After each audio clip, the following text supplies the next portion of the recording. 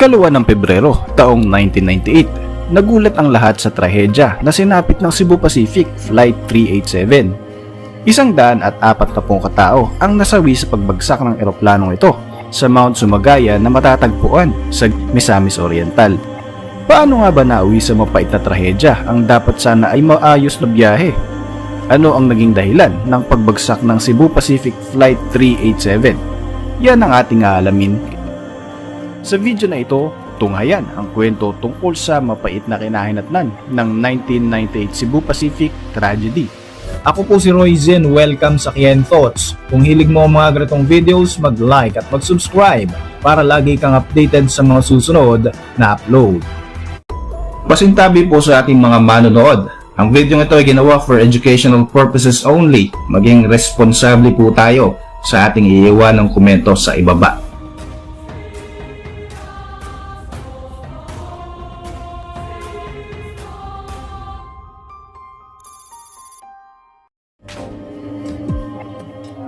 Ang McDonnell Douglas DC-9 aircraft o mas kilala bilang Cebu Pacific Flight 387 ay isang 31-year-old na eroplano na ini-acquire ng Cebu Pacific noong March 1997. Ang biyaheng ito sa pangunguna ng pilotong si Captain Paulo Justo at ng co-pilot na si Erwin Golia ay umalis noong ika-9 ng umaga ng February 2, 1998. Ito ay isang domestic flight na nagmula sa Maynila at magtutungo sana sa Cagayan de Oro City, pero bago yun, nagkaroon ito ng isang unscheduled stopover sa Tacloban City para magbigay ng isang spare tire sa isang stranded na Cebu Pacific na eroplano.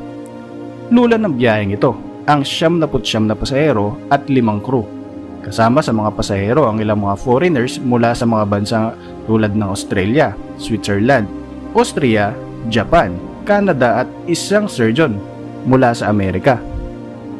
Bandang alas 2 ng hapon nang bumaba ang eroplanong ito sa Tacloban Airport. Nagtagal din ito ng halos 15 minuto bago muling lumipad sa himpapawid. Dito na nga magaganap ang isang bangungot sa kasaysayan ng aviation sa Pilipinas. Sumalpok ang Cebu Pacific Flight 387 sa Mount Sumagaya. Dito nga ay nagkaroon pa ng pagkalito dahil ayon sa official terrain map, ito ay tinatawag na Mount Sumagaya, pero tinatawag ito ng mga taga roon bilang Mount Lumot.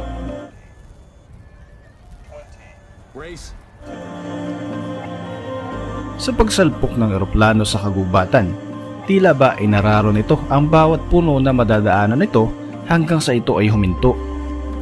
Dahil sa tindi ng impact na tinamo ng eroplano, nasira ito at humiwalay ang iba't ibang parte.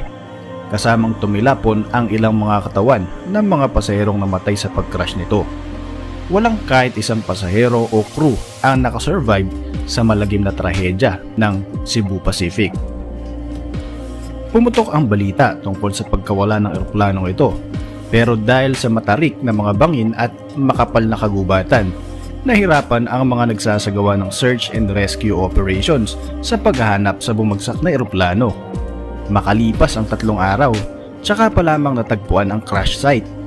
Salamat sa tulong ng Philippine Air Force at ng mga mountaineers na nag-volunteer para hanapin ang labi ng eroplano. Natagpuan nila ang crash site at ayon sa kanilang paglalarawan, para daw itong isang basurahan sa ibabaw ng kabundukan dahil nagkalat ang mga katawan ng mga pasahero, mga damit at mga sirasirang parte ng eroplano. Ano nga ba talaga ang totoong dahilan sa insidenteng ito? Hanggang ngayon, alam mo ba na ito ay isa pa ring napakalaking kontrobersya? Ayon sa mapa na sinusunod ng mga piloto ng bumagsak na eroplano, ang Mount Sumagaya ay 5,000 feet above sea level, pero ang aktual na taas pala talaga nito ay 6,000 feet above sea level. Dito pa lang ay mayroon ng napakalaking discrepancy na naging sanhi ng miscalculation. Kung nakaangat lang ng ilang metro ang eroplano ay maaaring nakaiwas pa ito sa aksidente. Nagkataon ding makapal ang hamog sa kabundukan with zero visibility. Masasabing tinansya na lamang ng piloto ang pagpapatakbo sa eroplano.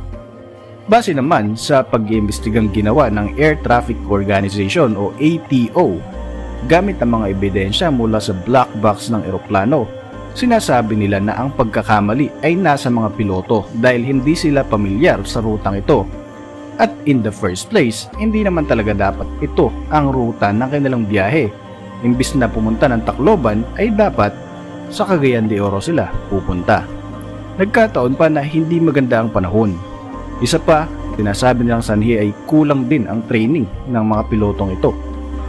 Magkaganon pa man, mas marami pa rin ang mga nabuong katanungan kaysa sa mga kasagutan. May pananagutan ba ang ATO sa pagbibigay ng misleading na terrain map?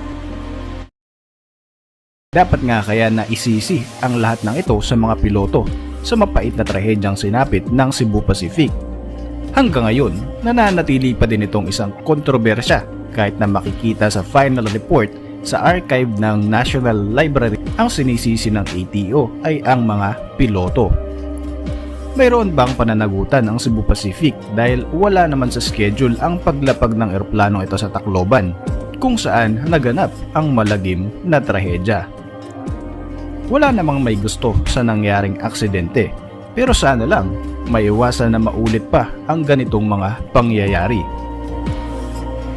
Sa ngayon ay naging atraksyon na sa publiko ang crash site ng Cebu Pacific Flight 387. Noon lamang February 2021 ay binuksan sa publiko ang tourism complex at botanical garden sa lugar na ito, kasabay ang paggunita sa ika-23rd anniversary ng pagbagsak ng eroplano.